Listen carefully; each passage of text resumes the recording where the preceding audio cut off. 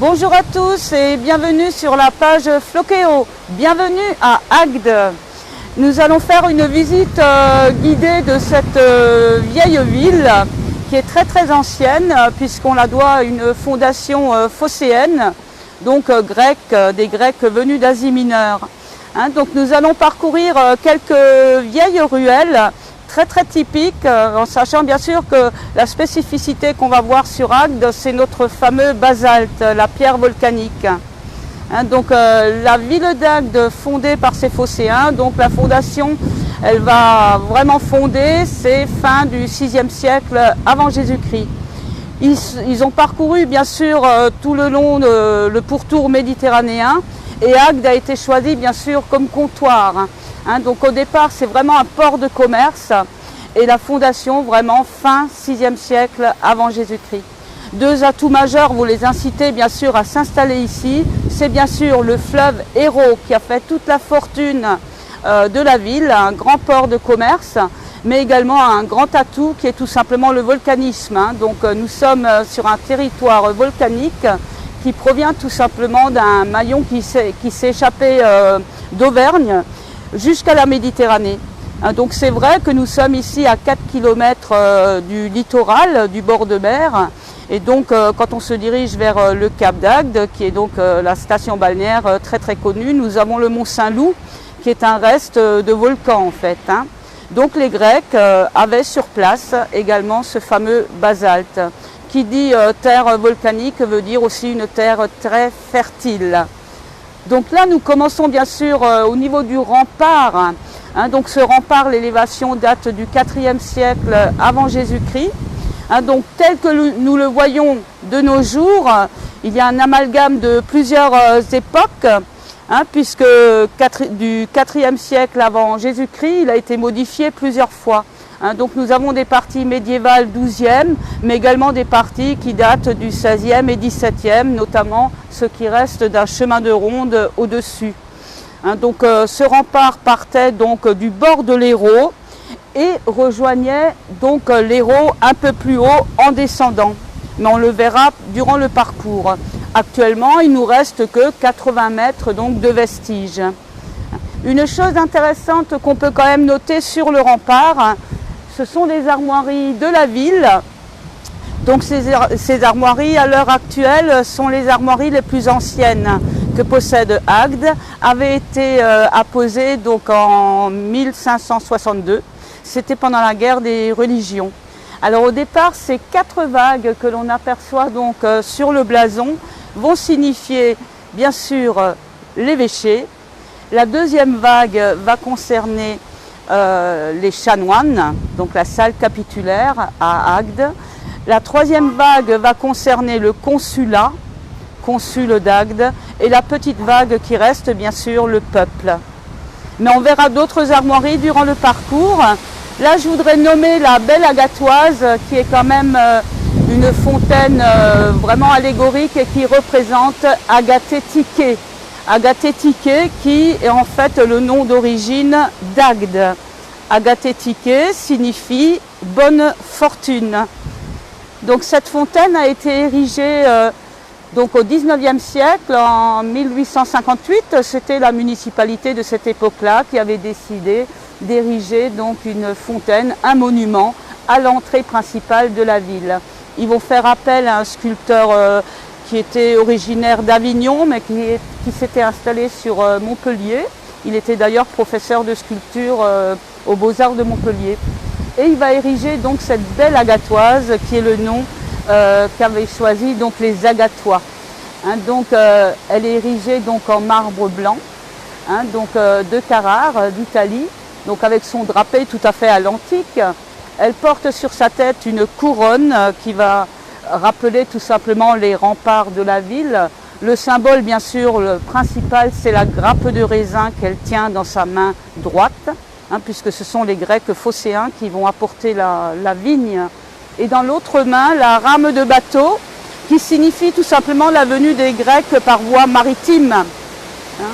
Donc après, le soubassement, bien sûr, est en pierre de lave. On continue. Un petit coup d'œil quand même à rappeler parce que ça c'est un des chantiers de restauration le plus important actuellement en Occitanie. C'est la Villa Laurent ou Château Laurent, hein, puisque beaucoup d'Agatois, notamment les gens du secteur, vont l'appeler plutôt château. Et donc c'est une rénovation qui va encore prendre un certain temps et l'ouverture est prévue que dans quelques temps.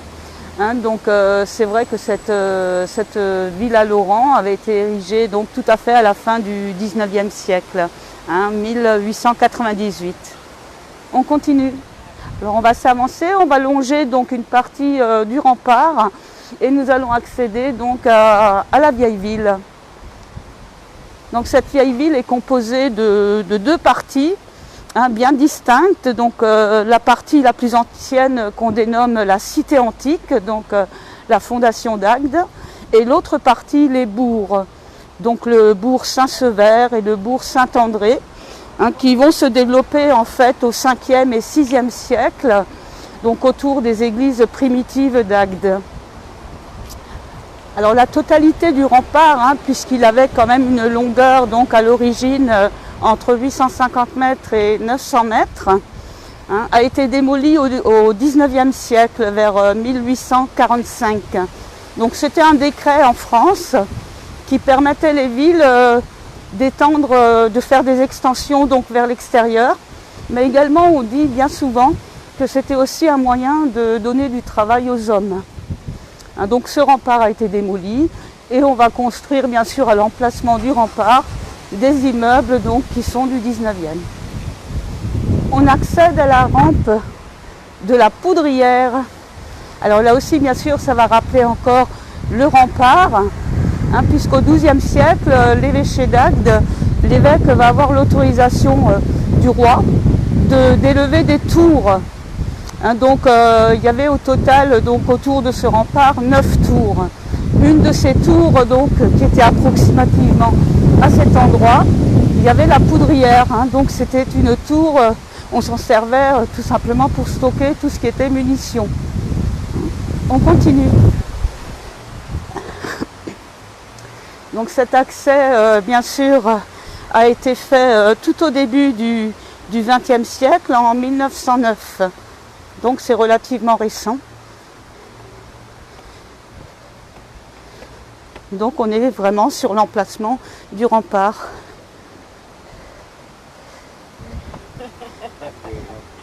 Bonjour. Bonjour.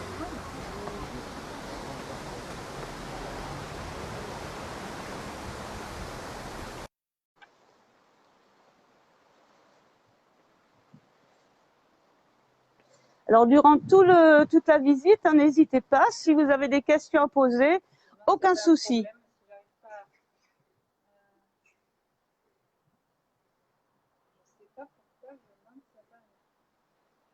Un souci avec les commentaires. Je crois qu'ils n'arrivent pas.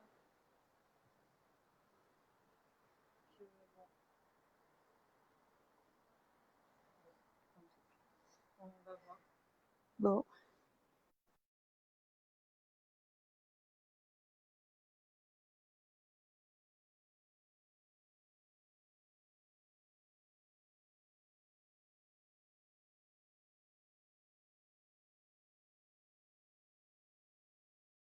Ça va s'arranger. C'est bon. Voilà, on continue. Ouais. Donc là, nous accédons vraiment dans les vieux quartiers avec la rue Picpaille. Donc c'est vrai que le nom des rues va vraiment raconter beaucoup de choses aussi.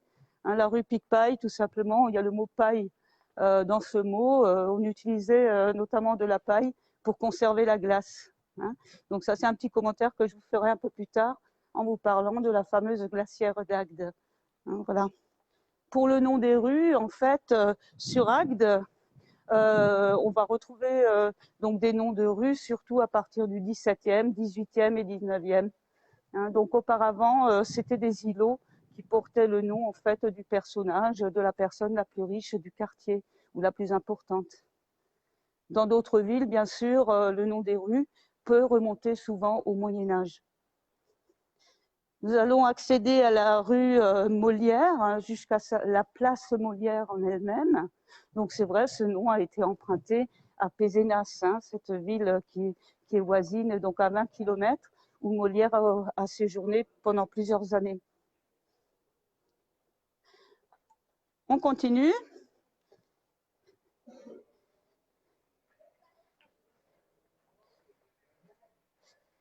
Alors toute l'architecture donc du centre historique, hein, ce sont des bâtis qui vont dater du XVIIe hein, pour la majeure partie, à part bien sûr le quartier de l'ancien évêché avec la cathédrale donc qui est du XIIe.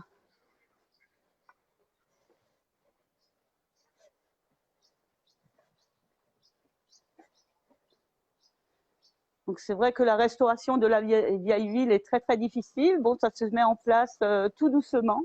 Hein, donc c'est vrai qu'on a du retard par rapport à Pézenas par exemple. Mais quand même, bon, on a des atouts puisqu'il y a des vieilles maisons qui ont été rachetées par beaucoup d'étrangers. Et ce qui est intéressant, c'est que ce sont des gens en fait qui vivent maintenant à l'année, hein, vraiment dans la vieille ville.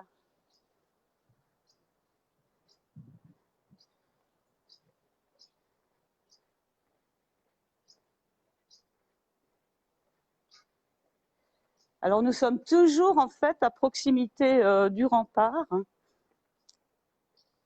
Et donc là, nous avons un bâti qu'il faut pas oublier, puisque là, bon, on est dans le XVIIe siècle. Hein, donc l'espace Molière actuellement, qui est un ancien couvent, hein, qui a été construit donc au XVIIe siècle sur l'emplacement de la citadelle d'Agde. Hein, donc cette citadelle en 1632 avait été démolie par Richelieu. Hein, donc citadelle donc enlevée, c'est l'évêque d'Agde qui fait construire un couvent et il fait venir des religieuses de Notre-Dame pour l'éducation des jeunes filles bourgeoises bien sûr de la cité. Hein, donc à la Révolution française, ces religieuses vont être délogées. Très rapidement, c'est devenu tout simplement une caserne. Et un peu plus tard, c'est devenu aussi le théâtre d'Agde, hein, que des Agatois ont connu. Plus récemment, bien sûr, c'était aussi le premier cinéma d'Agde, le cinéma Vox. Et dans les années 70-75, c'est une grande salle d'exposition qui est gérée, bien sûr, par le service culturel de la ville. Alors, à noter, bien sûr, dans cette vieille ville a été mis en place un site et métier d'art qui existe maintenant depuis déjà pas mal d'années, puisque le site et métier d'art s'est installé en l'an 2000 et regroupe donc actuellement des créateurs. Ils sont au nombre d'une trentaine qui sont installés donc dans des ateliers. Ils ont tous la même enseigne, les ateliers de la Perle Noire. Hein, donc la Perle Noire, c'est vraiment le nom qu'on donne donc à Agde. Hein, on dit même que ce serait Marco Polo qui aurait fait un bref passage dans la cité. En repartant, aurait toujours nommé Agde comme la perle noire de la Méditerranée. Hein, donc on peut noter le site et métier d'art est de ce côté-là, donc dans le bâtiment de l'ancien couvent et loge tout simplement dans l'ancienne petite chapelle. Hein, donc la galerie La Perle Noire regroupe des expositions hein, donc de ses créateurs. On va continuer.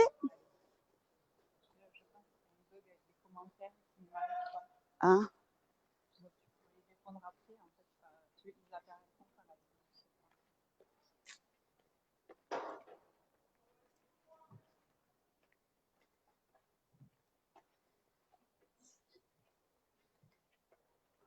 Nous allons accéder à une petite place, donc à savoir aussi que dans cette cité, nous avons plusieurs anciens hôtels particuliers.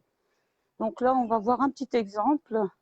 Enfin, ce qu'il en reste, c'est principalement une très belle porte.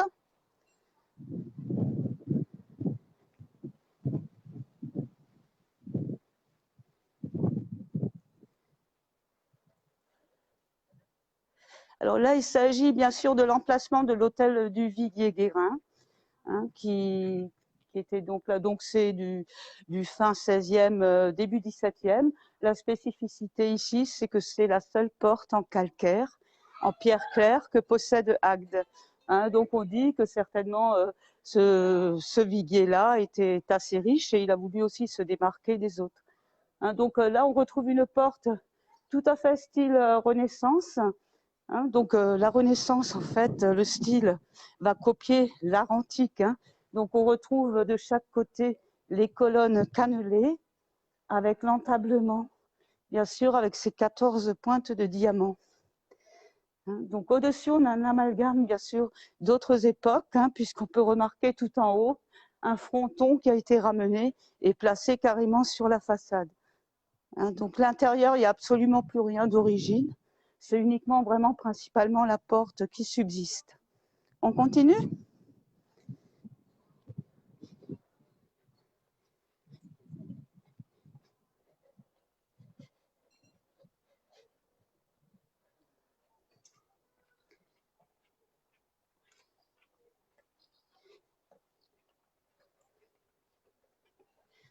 Alors le cadastre de cette partie de la ville, donc nous sommes dans la cité antique, a gardé encore le cadastre antique avec des rues vraiment primitives comme la rue Théris. Donc c'est cette rue qui longe, qui traverse donc toute la partie ancienne, qui partait, donc c'est la première voie d'Agde qui partait du nord de la cité jusqu'à la porte sud antique, donc de l'autre côté. Elle porte le nom de rue Claude Théris. Alors Claude Théris, bien sûr, un personnage qui fait vraiment partie de l'histoire de la ville, puisque c'était un corsaire sous Louis XIII et XIV et reconnu comme bienfaiteur de la ville. Sa demeure était située au numéro 17 de cette rue. On continue ? On va maintenant parcourir la rue de la Glacière, donc vers le point le plus haut de la ville. C'est vraiment là que s'est effectuée la fondation d'Agde. Alors, le quartier s'appelle la Glacière. C'est quoi une glacière? Alors une glacière, c'est un grand creux maçonné en pierre de lave où on stockait la glace. Donc cette glace, ils arrivaient à la garder pendant tout l'été jusqu'au début de l'automne, jusqu'en septembre. Donc celle d'Agde, elle date du XVIIe siècle. Elle a été mise à jour en 1994 et on peut la visiter donc en saison estivale par l'Office de tourisme Cap d'Agde de Méditerranée. Du coup, même en plein été, il fait très froid, si on pouvait garder de la glace. Ah oui, mais il y avait tout un système. Alors, ce qu'il faut dire, cette glace, elle provenait d'ici, déjà. Il faut savoir. Donc, les hivers étaient beaucoup plus froids qu'actuellement. Et ils arrivaient à la garder, en fait, avec un système. Donc, il y avait un système de drainage au fond de la glacière. On utilisait de la toile de jute et de la paille entre les pains de glace pour pouvoir la garder. Donc il y a quand même, il faut savoir aussi que cette glacière, elle avait été construite contre le rempart. Donc il y a déjà une épaisseur puisque le rempart, il pouvait avoir jusqu'à 5 mètres de largeur. On fait une petite halte là parce qu'on a un bâti qui est intéressant. Donc là, un hôtel particulier, l'hôtel des Frères Barrier. Alors l'histoire, il y avait une première, donc on est dans le 17e bien sûr. Donc il y avait une première demeure qui appartenait à Pierre Barrier. On a encore une trace. Par contre, le P en plomb a disparu, 1621. Donc il y avait un premier bâti qui appartenait à Pierre Barrier, mais c'est son frère Antoine qui va acheter en fait la totalité du terrain et qui va élever donc l'hôtel particulier. Donc cet hôtel particulier a été rénové et maintenant en fait il y a plusieurs appartements. Donc on a bien sûr la date 1596, Antoine Barrier, 1596 qui va en fait correspondre à un compois, c'est-à-dire c'est la date à laquelle Antoine Barrier achète à son frère l'ensemble donc du terrain et du bâti. Cette tour intéressante aussi, la tour Bandinel, en fait était en famille, a été érigée, construite également au XVIIe siècle. Et tout simplement, Bandinel, c'était le beau-frère des Barriers. Voilà. On a une petite encoche, alors qu'on rencontre dans toute la vieille ville. Voilà, souvent à des angles de rue, et ça permettait tout simplement d'y poser l'éclairage. Donc moyen pour éclairer les rues. Juste un petit saut au niveau de la place de la Glacière, juste pour la situer. Donc là, c'est le point le plus haut de la ville. Donc là, il faut mentionner quand même 1938, puisque c'est là où Raymond Harris qui était d'ailleurs pharmacien sur la ville, mais son grand dada, son grand loisir, c'était l'archéologie. Et c'est grâce à lui, donc en faisant des fouilles sur ce secteur, qu'on a pu prouver que Agde était grec et que la fondation s'est effectivement effectuée ici. La glacière, je la mentionne, elle est au fond, ici de la place, donc derrière les grilles. Voilà. Par contre, il y a un petit escalier sur votre gauche qu'on ne voit pas d'ici et on y accède donc après par un escalier à vis qui descend donc dans la glacière. Donc la hauteur est à peu près de 8 mètres et un diamètre de 4,80 mètres. Donc c'est quand même quelque chose d'imposant. En refaisant cette place aussi, juste un petit détail, on peut voir qu'il y a encore un cercle qu'on a gardé ici au milieu, puisque là on sait qu'effectivement il y a la deuxième glacière qui communiquait avec l'autre. On continue. On va emprunter la rue de la Ville, qui fait partie aussi d'une des rues les plus anciennes donc d'Agde.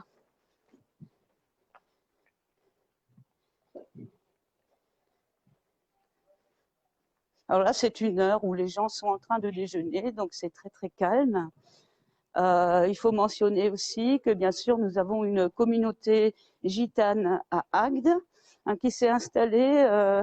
Donc les premières familles se sont installées ici à Agde en 1912. Donc ce sont des gitans sédentaires. Maintenant toute cette communauté ne vit pas dans la vieille ville. Comme tout le monde, ils habitent également des maisons extérieures donc au centre. Nous allons arriver sur le plan Cécile. Alors, un plan en occitan, bien sûr, signifie place. Et Cécile va rappeler une dame qui a vécu dans la seconde partie du 19e siècle et qui s'occupait en fait de l'embauche des femmes pour les travaux agricoles. Et à Agde, principalement, c'était les travaux dans les vignes. Donc les femmes qui désiraient travailler étaient tenues de venir se présenter à Madame Cécile, puisqu'elle se faisait nommer comme ça, les après-midi à 17h.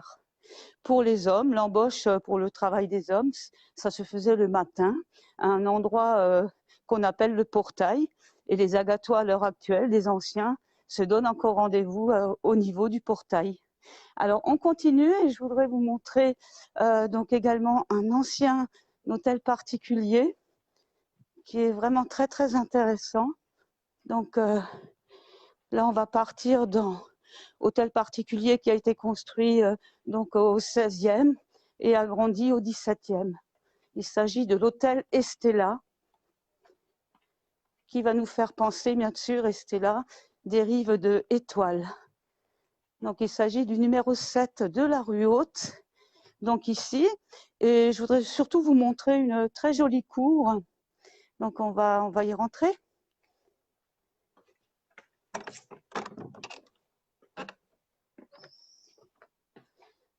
Voilà, donc l'hôtel Estella qui a été restauré par un monsieur qui vit ici maintenant depuis une quarantaine d'années. Bon, il vit pas sur place, mais bon, il y est régulièrement. Donc très très belle cour avec un escalier qui s'est rajouté en fait au 18e. Et aussi une particularité vraiment, c'est cette colonne torsadée.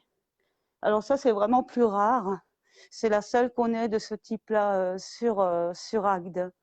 Un petit détail aussi vraiment intéressant, c'est le rappel de cette famille Estella avec l'étoile en plomb au-dessus de ce fronton ici, qui en fait, ici nous avons une fenêtre actuellement, mais c'était l'entrée de l'hôtel donc au départ.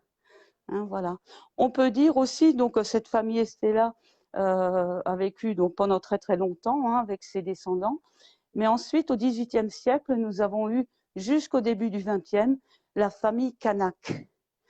Alors, donc c'est vrai qu'au XVIIIe, un jeune Kanak avait été appelé, c'était un excellent marin. Il avait été appelé embarqué à Toulon sur un très grand navire pour partir en fait à la prospection, à la recherche d'un navire français qui avait sombré. Donc le voilà parti jusque dans les îles Kanak. Donc Kanak vient justement de cette famille-là. Voilà. Voilà, donc je crois que ça c'est vraiment un très bel exemple de cours intérieur sur Agde. Il y en a beaucoup d'autres, mais nous n'avons pas toujours accès, hein. Voilà, donc on va continuer tout doucement la visite.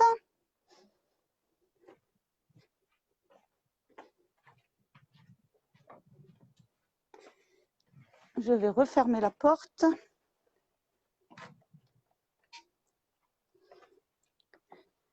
Donc la partie que nous avons sur la gauche ici, bien sûr, faisait partie aussi de l'hôtel.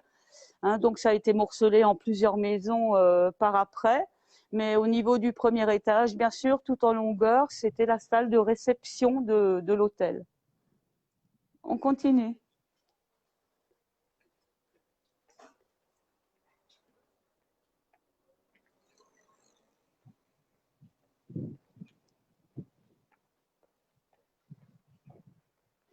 Nous descendons la rue Blanqui.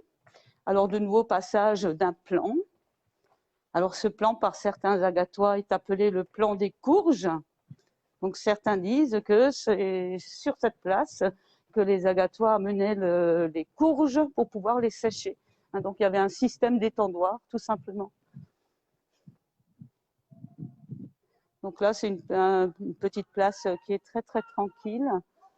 Donc là effectivement nous avons que des étrangers qui ont racheté donc ces bâtiments, dont une dame suédoise qui vit à l'année au fond, où l'on peut apercevoir encore un vestige avec cette très belle fenêtre à meneaux.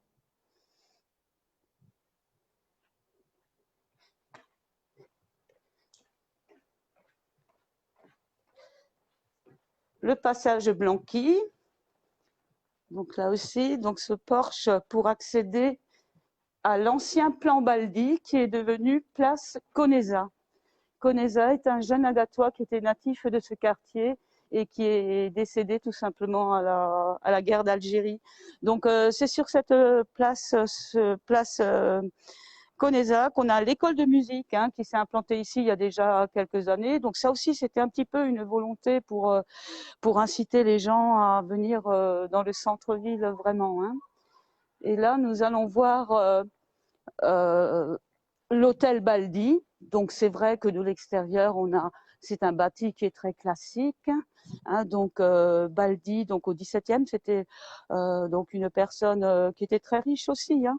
Donc tous ces hôtels particuliers, oui, entre parenthèses, c'était souvent des gros négociants en vin. Et ici, par contre, Baldi, lui, c'était un propriétaire de terre autour d'Agde. Hein. Donc là, on peut accéder juste pour avoir un coup d'œil parce que nous avons un escalier qui va vraiment montrer cette architecture agatoise. Donc c'est pour vous donner un exemple d'escalier 17e.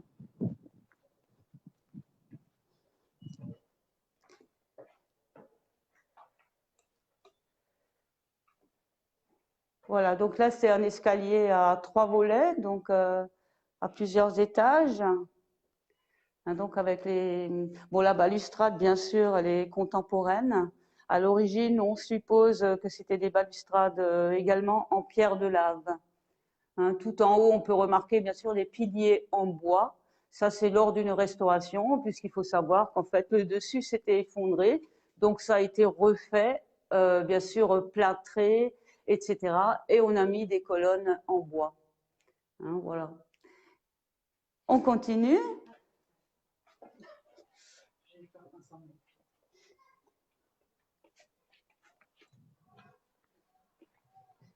Alors sur cette place Conesa aussi, 1996, c'est une date aussi qu'on peut retenir parce que bien sûr il faut imaginer qu'au milieu de la place il y avait deux bâtiments, deux grandes maisons qui étaient devenues très très vétustes et là la ville va décider en fait d'ajourer un petit peu le quartier et on va les démolir et lorsqu'on démolit bien sûr nous avons nos amis les archéologues qui arrivent à grands pas.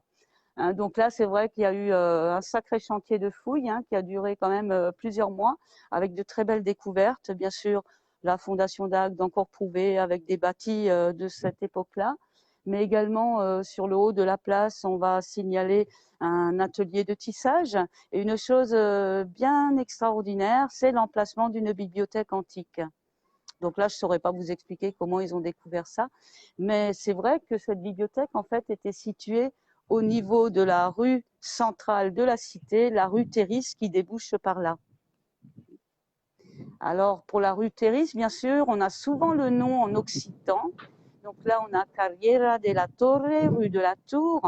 Et c'est vrai que là, nous avons prouvé qu'en fait, lors des fouilles, ils ont retrouvé l'emplacement d'une tour de prestige médiévale du XIe siècle au niveau de la place Conesa, qui avait donné également le nom à cette rue.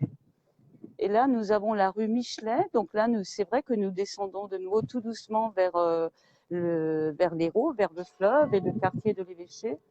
Et un peu plus loin, donc nous avons également ce grand bâti ici en angle qui est l'hôtel Albaret. Albaret était notaire royal. On est toujours dans le XVIIe siècle. Et c'était d'ailleurs l'ami intime de Claude Théris, puisque c'est lui qui gérait ses biens. Donc cet hôtel particulier est également en cours de rénovation. Il y a certains appartements qui sont finis, mais on s'arrête là surtout pour sa porte qui est bien spécifique et vraiment unique à Agde. Donc on dit que c'est une porte persane à cause de ses décorations. Voilà. Et on a bien sûr cette tête de chat ou de félin qu'on retrouve donc au-dessus de la porte, ou alors peut-être qu'il va représenter le lion, qui est un symbole qui nous vient de la Ionie, qui veut dire force et courage. Et de chaque côté, nous avons les armoiries d'Agde. Donc à gauche, on retrouve bien sûr ces 4 vagues. Et de l'autre côté, nous retrouvons bien sûr les 3 vagues. Donc les 3 vagues, c'est vrai, correspondent tout simplement, depuis la Révolution française, donc à l'Hérault, le fleuve et le canal du Midi. Voilà, on continue.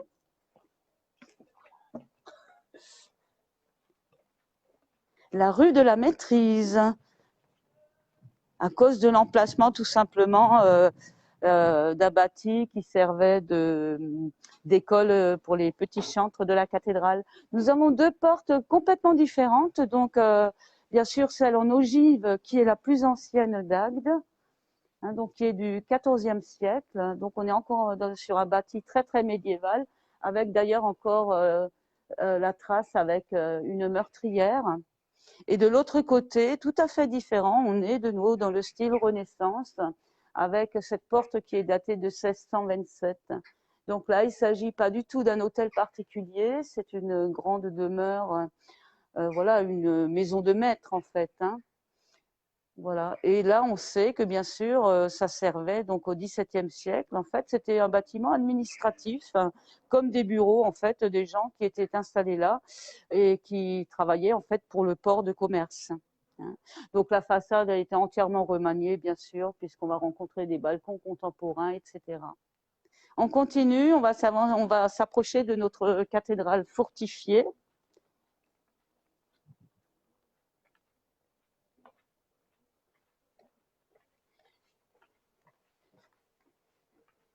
Alors, la prochaine place s'appelle la place Louis Bessières. Elle a été baptisée comme ça en 1996, après le décès de 7 personnes qui habitaient cette maison Crépy-Rouge. Donc c'est un monsieur qui était très intéressant, puisque bon, il vivait à moitié 6 mois à Paris et 6 mois à Agde, et on lui doit beaucoup d'écrits en fait sur Agde antique. Mais le nom vraiment d'origine de cette place, c'est la place des Airs. Donc on dit que c'est là qu'on venait battre le blé, également. Mais aussi, il faut savoir que ici, c'était le premier cimetière d'Agde, donc juste à côté de la cathédrale. Donc cette cathédrale fortifiée, c'est quand même un des plus bels exemples d'église fortifiée donc de notre secteur, de notre région. Donc là, on a une vue surtout sur le donjon, bien sûr. Donc la cathédrale en elle-même a été fortifiée au XIIe siècle.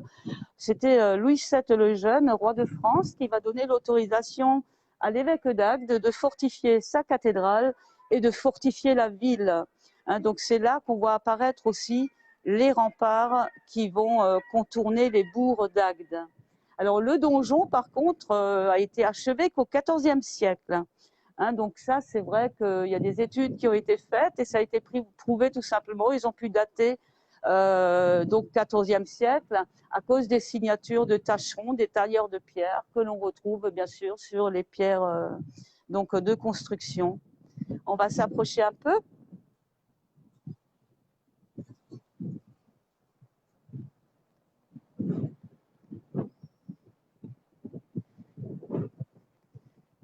Alors là, c'est toujours le secteur le plus vanté d'Agde. C'est un vrai couloir avant. Alors nous avons bien sûr fortifié, hein, donc c'est vrai que l'édifice est composé de créneaux tout autour, donc un véritable chemin de ronde, mais également une ceinture de machicoulis très imposant aussi tout autour. Donc là, on a l'exemple de 3 arcs, 3 machicoulis sur cette façade-là. C'est l'espacement bien sûr existant entre le mur et les machicoulis. C'est là qu'on faisait tomber toutes sortes de projectiles, hein, donc de l'eau bouillante et non de l'huile bouillante, car c'était une denrée rare et chère, ou également possibilité de sable très chaud brûlant, hein, qu'on chauffait. Hein, voilà. Également, sur les façades extérieures, on a ces grands pilastres, hein, qui servent donc de contrefort. Cette rue, c'est intéressant à savoir, elle s'appelait autrefois la rue des Accoules, Accoul qui vient de ce mot arcature, arc, etc. Et là, on accède à l'entrée. Alors là, nous avons bien sûr une partie un peu rectangulaire, hein. Et là, il faut bien sûr signaler que cette partie rectangulaire s'est rajoutée au XIXe siècle, après la démolition du cloître. Hein, donc effectivement, un cloître existant, donc bâti au XIVe siècle, a été démoli pour une question de voirie, hein. On va à l'époque construire un pont en face. Hein, donc on va récupérer donc certaines pierres de ce cloître pour édifier l'entrée de la cathédrale, mais surtout à l'époque, bien sûr, et encore de nos jours, c'est la chapelle dédiée à Notre-Dame de Lourdes. Donc on a une très belle enfilade de colonnettes et d'arcs avec des chapiteaux toujours différemment travaillés les uns des autres, hein. Voilà. Là, j'insiste un petit peu, mais bon, c'est quand même c'est ce culot que nous avons en contrebas. Donc c'est vrai que le sol était beaucoup plus bas à l'époque, hein. Donc là, c'est une pierre aussi qui provient donc du cloître. Nous allons accéder donc par cette porte-là, donc dans la chapelle. Alors quelques marches bien sûr. Voilà donc l'entrée de la cathédrale, mais également la chapelle. Nous avons au fond une partie qui est intéressante. Alors on pense tout de suite à une crypte, mais en fait ce n'est pas une crypte, bien que nous ayons un tombeau en contrebas. Donc il faut savoir que le cloître à l'époque servait également de cimetière, hein, puisque notamment Claude Théris avait été enterré dans le cloître. Lorsqu'on démolit le cloître, en fait, on va enlever tous ces tombeaux et on va les transférer autre part. Donc là, en fait, le niveau qu'on a en dessous, c'est le niveau du cloître d'origine.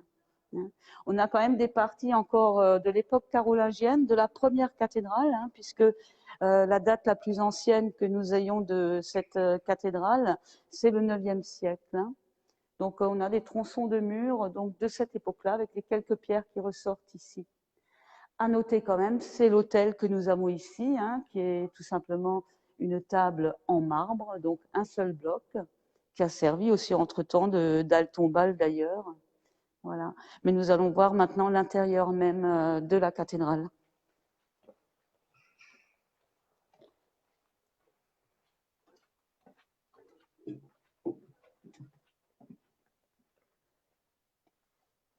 Alors c'est vrai qu'il faut parler de cet évêché quand même rapidement.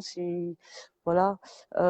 Donc c'est vrai qu'un évêché va s'installer donc sur Agde, hein, dès l'an 405. Hein, donc et ceci jusqu'à la Révolution française. Donc on compte quand même 73 évêques de passage donc sur Agde. Donc l'édifice, lorsqu'on pénètre donc à l'intérieur, c'est vrai que le mot fortifié se ressent encore beaucoup plus, en faisant abstraction pour l'instant, si vous voulez, du mobilier qui va venir se rajouter au fur et à mesure. Hein, donc c'est le plan de cette cathédrale est en forme de T, donc comme la lettre, hein, très simple, une nef unique et à l'avant bien sûr le transept. Elle est très connue aussi pour sa voûte. Hein, donc c'est une voûte séparé au milieu juste par un doubleau central. Et à l'avant, bien sûr, sépare le transept avec un arc triomphal. Et tout en haut des colonnes, on peut repérer bien sûr 2 chapiteaux de style corinthien qui sont d'époque carolingienne.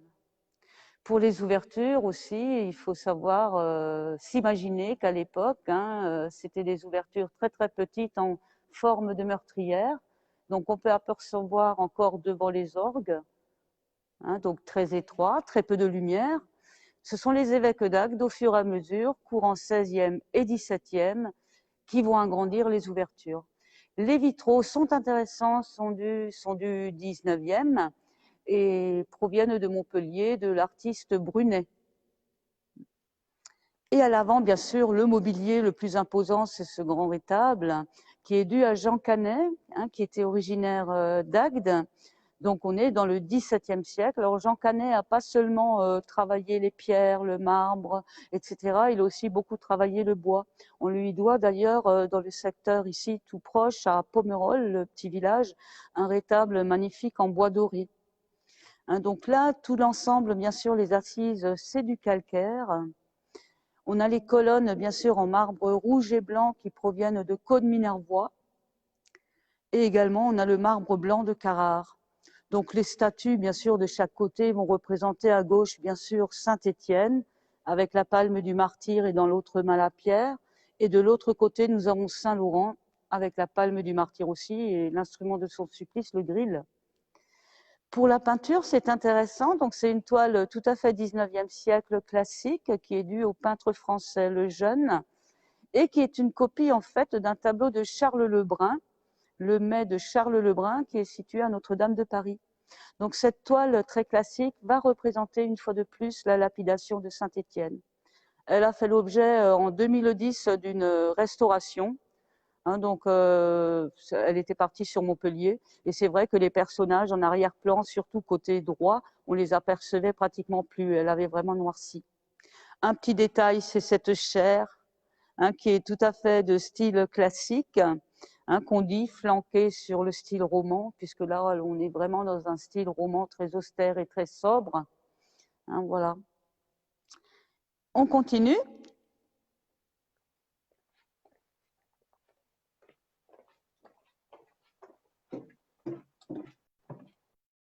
On va se diriger vers l'ancienne maison consulaire d'Agde.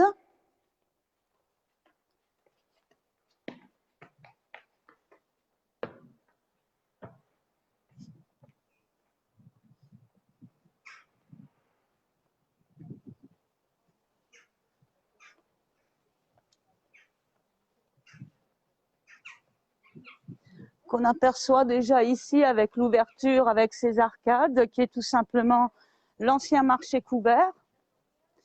Également sur la droite, on peut citer la salle capitulaire, donc qui faisait partie de l'évêché aussi. Donc c'est un bâti qui est vraiment très rustre.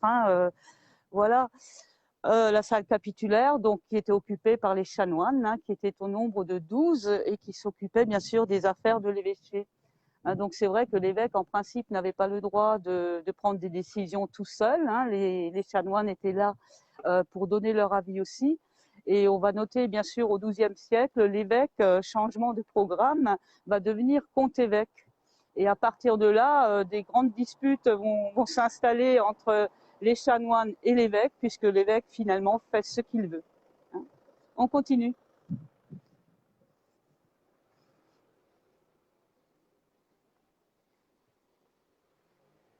Alors, il s'agit de la 3e maison consulaire d'Agde, puisque la toute première avait été située tout au bout, côté nord de la cité. La 2e était située face à la cathédrale. Et la 3e, 17e siècle, ça va être construite donc en 1651. Donc également très proche de l'évêque. Le consul avait un regard bien sûr sur l'évêque, mais également sur le port de commerce, qui est donc juste à 2 pas.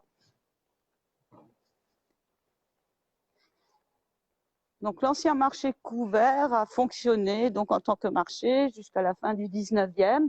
Ensuite, bien sûr, c'était devenu beaucoup trop étroit et on va installer donc les halles un peu plus loin dans le bourg. Donc là, on a encore en dessous les traces, donc ces arrondis que nous avons. C'est l'emplacement des anciennes échoppes. Le consul, bien sûr, était à l'étage. Alors là, on a juste au passage une inscription qui est intéressante, que beaucoup d'Agatois n'ont pas encore vue. Alors tout en haut, on a une pierre en pierre de lave, hein, donc avec des inscriptions, 3 mots latins et un mot grec. Alors ça dépend, parce que là on est un petit peu à contre-jour, donc c'est vrai que c'est pas évident. Donc fortunate, infortunate, agatetike, ad volato. Donc si on veut dégrossir ça, traduire ça à peu près, c'est bienheureux ou malheureux, accourez vers cette bonne fortune qu'est Agde. Donc cette inscription, elle date du 9e siècle. Elle était apposée sur la deuxième maison consulaire d'Agde. On va voir la façade principale. Avec un petit détail intéressant aussi, c'est la fameuse, le fameux mètre étalon de l'an 10. Hein, donc l'an 10 va correspondre à 1802-1803. Et tout simplement, ce mètre était là à cause du marché, hein, puisque les marchands de tissus venaient mesurer leur étoffe donc ici. Hein. On dit que les femmes aussi, par après, venaient contrôler si c'était vraiment la bonne mesure demandée. Voilà, on va descendre les quelques marches pour avoir un aperçu sur la façade principale. Et là, nous sortons en fait de la cité antique, la partie la plus ancienne, donc côté gauche de cette rue, et le côté droit, ce sont les bourgs. Hein, donc c'est vrai que c'est en alignement des immeubles côté gauche que nous avions le rempart antique qui rejoignait l'Hérault. Dans certaines caves, nous avons encore des tronçons de remparts donc d'origine. On va descendre les quelques marches.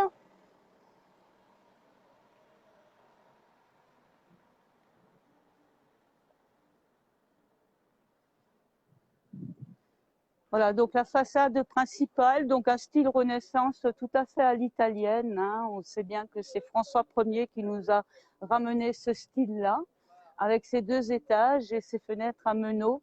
Les corniches, bien sûr, qui séparent parfaitement les étages et bien sûr qui donnent cette illusion d'un bâtiment plus en longueur. Hein.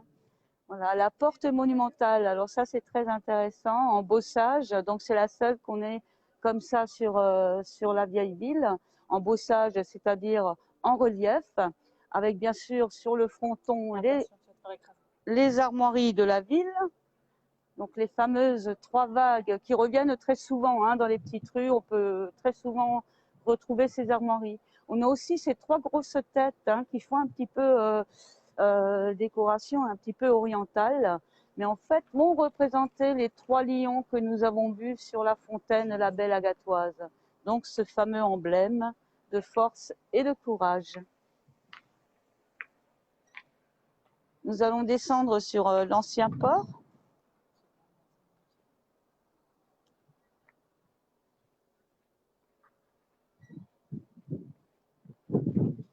Donc là, nous sommes à peine à quelques mètres du fleuve Hérault. Également très proche du quartier de la Marine.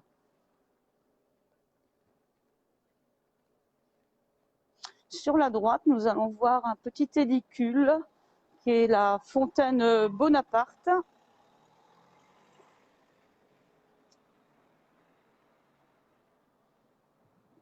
Voilà, donc la fontaine, l'édicule en lui-même est du XVIIe siècle. Et bien sûr, on voit cette plaque en marbre avec une inscription. Hein, donc c'est vrai que donc à l'époque de Bonaparte, la commune d'Agde pensait que Napoléon allait passer par Agde hein, pour la guerre en Espagne. Mais en fait, Napoléon Bonaparte n'est jamais passé par Agde. Hein, voilà. Ils ont laissé la plaque. Ils ont laissé la plaque, tout à fait. Hein, tout à fait. Également, on peut voir encore un pilier ancien, également de ce côté-là, qui marque aussi encore une des portes de la ville. Hein. Donc, il y en avait plusieurs.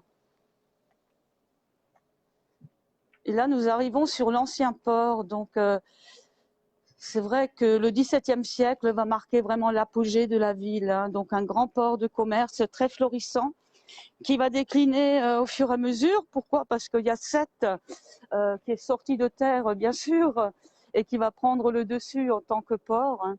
Mais ici, nous avons un quai vraiment très intéressant qui est classé et qui filait donc à l'époque, hein, donc il est du 18e et il filait jusqu'au Gros d'Agde, hein, donc à 4 kilomètres d'ici. Et donc à ce moment-là, à cette époque-là, c'était la digue de France la plus longue. Donc 4 kilomètres de digue jusqu'au bord de mer. Également, c'est l'ancien port de pêche. Donc là, c'est vrai qu'on va venir aux années 1982-83. Le port de pêche va être déplacé au Gros d'Agde, donc plus vers la mer, pour une question de parce qu'il y avait de plus en plus de pêcheurs, beaucoup de bateaux, etc. Il fallait que ce soit plus structuré. Donc c'est une criée qui a été mise en place, donc une nouvelle construction qu'on peut visiter d'ailleurs actuellement. Hein, donc de ce fait-là, nous avons plus du tout tous les grands chalutiers, tous les bateaux de pêche ici à quai. Hein, donc au fur et à mesure, c'est vrai, comme nous sommes quand même très proches du Cap d'Agde et le tourisme, bien sûr, a énormément évolué dès les années 1970. Donc nous avons des restaurateurs qui, au fur et à mesure, se sont installés ici le long des quais. Hein, donc l'idée, c'était de dégager en fait les façades et de mettre les restaurants en fait sur l'eau. Hein, donc des terrasses sur l'eau. On va longer un petit peu si vous voulez. Donc l'héros a fait toute la fortune de la ville, bien sûr. Hein. L'origine du mot héros, c'est Aror. Il prend sa source, bien sûr, au Mont Égual. Et également, c'est dans ce fleuve qu'en 1964 a été découvert le fameux éphèbe d'Agde, donc une statue grecque hellénistique, juste face à la cathédrale. Donc ça, c'est un trésor pour Agde, qui est exposé donc actuellement au musée de l'éphèbe au Cap d'Agde. Donc le musée de l'éphèbe au Cap d'Agde, c'est un musée subaquatique qui va regrouper en fait toutes les fouilles qui ont été faites dans le secteur. Donc sous l'eau, hein, donc sous-marine. Et ces gros anneaux, c'était pour les bateaux? Alors oui, alors ces anneaux aussi, c'est assez exceptionnel. On en rencontre pas beaucoup, mais à Agde, nous en avons encore quelques-uns. Donc ces anneaux, en fait, pour amarrer, mais c'était surtout pour amarrer aussi des gros bateaux et surtout en cas de crue. Hein, donc c'est vrai que Agde a connu quand même des crues très très fortes. Hein. Donc c'est vrai que la dernière crue, là on était sous l'eau, hein, quand l'Hérault a débordé. Hein, dans les voilà. années 90. Donc c'était 96, hein, il me semble, hein, 96. Voilà. Donc c'est vrai que toute la partie basse, parce que là on est vraiment dans les quartiers bas de la ville avec la place de la Marine, tout était sous l'eau. Hein. Les restaurateurs à l'intérieur, il y avait de l'eau. Hein. Là on peut filer jusqu'à la place pour rencontrer une autre statue hein, que les Agatois aiment beaucoup aussi et en sont fiers. C'est la fameuse déesse de la mer, l'Amphitrite. Alors ces bites d'amarrage, on les a tout le long de l'Hérault jusqu'au phare du Gros d'Agde.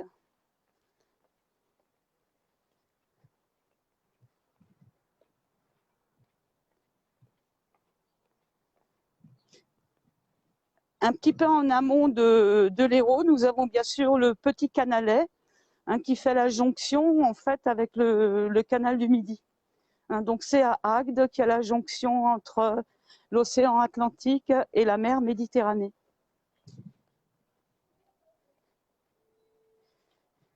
Alors là, c'est vrai que tout ce quartier, c'est l'ancien quartier des marins et des pêcheurs. C'est là où toutes les familles se rencontraient. Donc c'est vrai que depuis la création de la criée, il y a beaucoup de familles qui sont parties pour construire à l'extérieur, pour habiter l'extérieur du centre-ville. Voilà la place de la Marine qui garde quand même toujours son petit cachet traditionnel.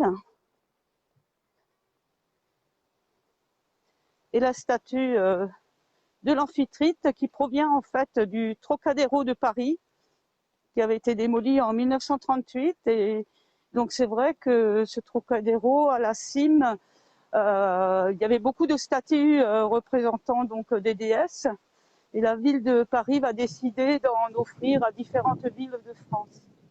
Bon, Agde avait obtenu cette statue grâce à un monsieur originaire de l'Hérault qui était sur place à Paris à ce moment-là et qui a pu la récupérer pour Agde. Hein, voilà.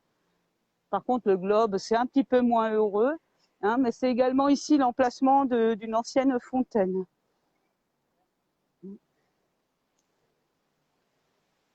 Voilà, bah écoutez, je pense que là, on a fait un petit circuit, on n'a pas vu la totalité de la ville, de cette ville antique, mais bon, il faut beaucoup plus de temps, mais je vous invite à revenir prochainement. Moi, je voudrais remercier surtout Floqueo, hein, puisque je crois que c'est vraiment, pour moi, c'est vraiment tout nouveau et je trouve ça sympathique. Hein, voilà, donc allez sur Floqueo, sur leur page, vous allez découvrir énormément de choses dans le monde entier avec eux. Voilà, je vous remercie beaucoup et je vous dis à bientôt. Et je fais un petit coucou à ma famille. Au revoir.